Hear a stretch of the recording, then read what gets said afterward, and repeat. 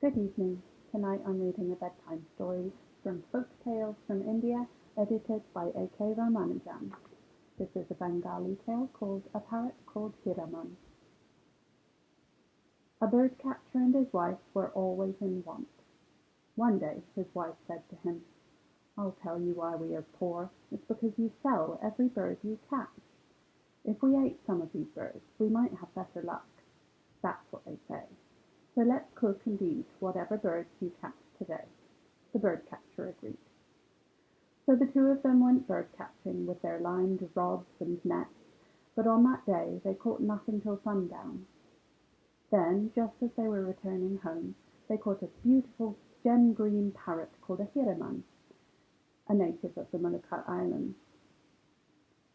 The bird catcher's wife took the terrified bird in her hands and felt it all over and said, "This is such a tiny bird, it would hardly be a mouthful.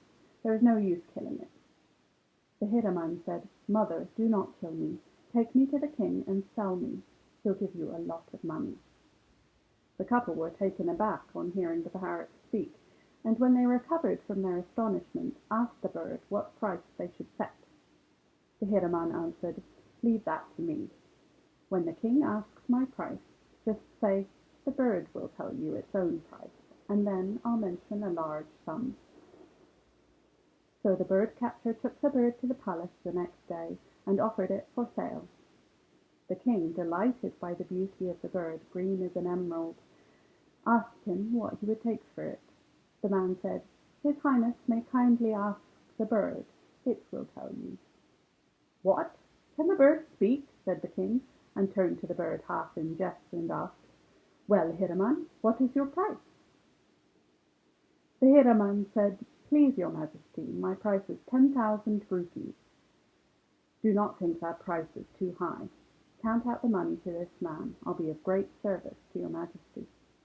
The king laughed and said, "Of what service can you be to me, little bird?" "Your majesty will see that in due time," said the hiraman. The king, amazed by the way the bird talked to him, ordered his treasurer to count out the sum of 10,000 rupees to the bird catcher. The king had 6 queens, but he was so taken up with the bird that he almost forgot their existence. His days and nights were spent in the company not of the queens, but of this bird.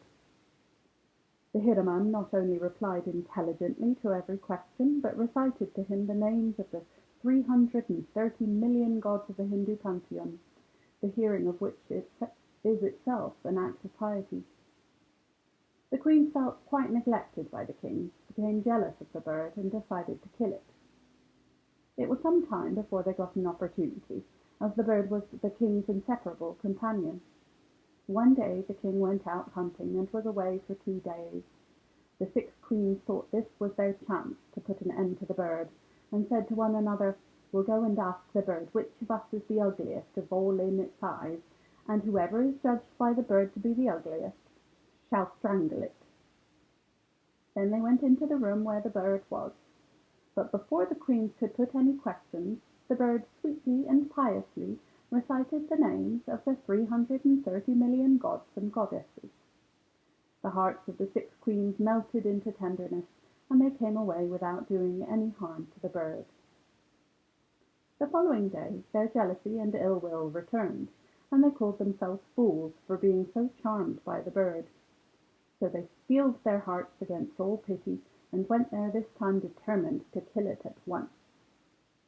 "O hiraman," they said, "we hear that you are a very wise bird, and your judgments are always right. Please tell us which of us is the prettiest, and which the ugliest." The bird, knowing their evil designs, said to them, "How can I answer your question when I'm in a cage? To make a proper judgment I must look minutely at each one of you, limb by limb, front and behind. If you wish to know what I think, you must first set me free." At first the women were afraid to set the bird free, lest it should fly away. On second thoughts they set it free after shutting all the doors and windows of the room, but the clever bird had examined the room already, and seen a water passage in one corner through which it could escape. When the queens had repeated their questions several times, the bird said, "Ugh! Talk of your beauty! There's more beauty in the little toe of the princess who lives beyond the 7 seas and the 13 rivers than in all 6 of you." The queens were furious to hear their beauty thus slighted, and they rushed toward the bird to tear it to pieces. But before they could reach it, it escaped through the water passage and took shelter in a woodcutter's hut near by. When the king returned home from hunting, he did not find his Hiraman on its perch. He asked the queens, and they said they didn't know anything about it. He had the whole palace searched, but they could not find his bird. He was grief-stricken, and began to say all day, "Oh, my Hiraman! Oh, my Hiraman! Where are you?" The ministers even feared for his sanity. They sent out town criers throughout the kingdom to proclaim by beat of drum that anyone who found the king's pet parrot would be rewarded with 10,000 rupees. The woodcutter heard the proclamation and happily brought the bird to the palace and got his reward. The king now heard from the parrot how the queens had tried to kill it. Mad with rage, he banished the 6 queens to the wilderness, where, it was rumoured a few days later, the wretched women were all devoured by wild beasts. After some time the king said to the parrot, "Hiraman, you said that none of the queens had the beauty even of the little toe of the princess who lives beyond the 7 seas and the 13 rivers. Do you know how I can get to her?" The Hiraman said, "Of course I do. I can take you to the door of her palace, and if you will do as I tell you, you'll soon have her in your arms. Actually, she is waiting for you, though she doesn't know it. I'll do whatever you tell me. Where do I begin?" "What you need is a pakshiraj, a winged horse. If you can get one, you can ride on it and will cross the 7 seas and 13 rivers in no time. I have, as you know, a large stable of horses. Why don't we go now and see if we have any of the pakshiraj breed?" The king and the Hiraman went to the royal stables and examined all the horses. The Hiraman passed by all the fine-looking horses and lighted upon a lean, wretched-looking pony and said, "That's the horse I want. It is a genuine pakshiraj, but it must be fed for 6 months with the finest grain before it can do what you want it to do." The king put the pony in a stable by itself and personally saw to it that it was fed every day with the finest grain of the kingdom. The pony rapidly changed its appearance, and at the end of 6 months had become a magnificent steed. The Hiraman looked it over and pronounced it fit for service. Then the parrot asked the king to order the royal silversmiths to make some kais, fine fried grains of rice, out of silver. The silversmiths worked overtime and made a large quantity of silver kais. They were now ready for the aerial journey, when the Hiraman said to the king, "I must tell you one more thing. Please give the horse only 1 stroke of the whip at starting.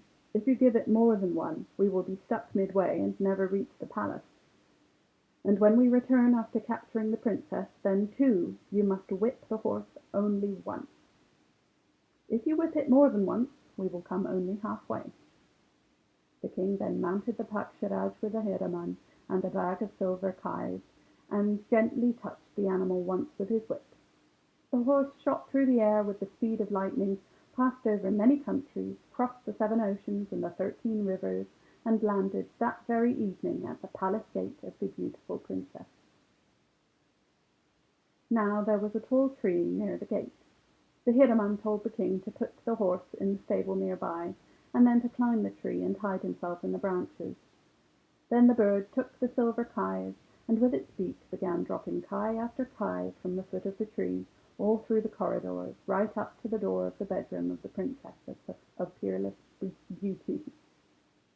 Then it joined the king on the tree. Some hours after midnight, the princess's maidservant, who slept in the same room, came out for something, opened the door, and found the silver kais. Not knowing what they were, she showed them to her mistress, who was so struck by the appearance of the little silver bullets that she too came out and began picking them up. She saw a regular stream of them beginning at her door and going she knew not where. She knew then that something exciting was afoot. She went on picking up the bright shining pieces, and they led her through the corridors till she came to the foot of the tree. At once the king jumped down from the tree, all according to the bird's instructions, caught hold of her, and put her on his horse along with himself. The Hiraman perched on his shoulder. The king gently touched the horse just once with the whip, and they were whirled through space with the speed of lightning. But the king was so eager to get home quickly with his new-won prize that he forgot and whipped the horse again, as he would any other. At once the horse was grounded outside a dense forest. "Oh, what have you done?" cried the Hiraman. "Did I not tell you never to whip the horse more than once? You've whipped it twice, and we are done for.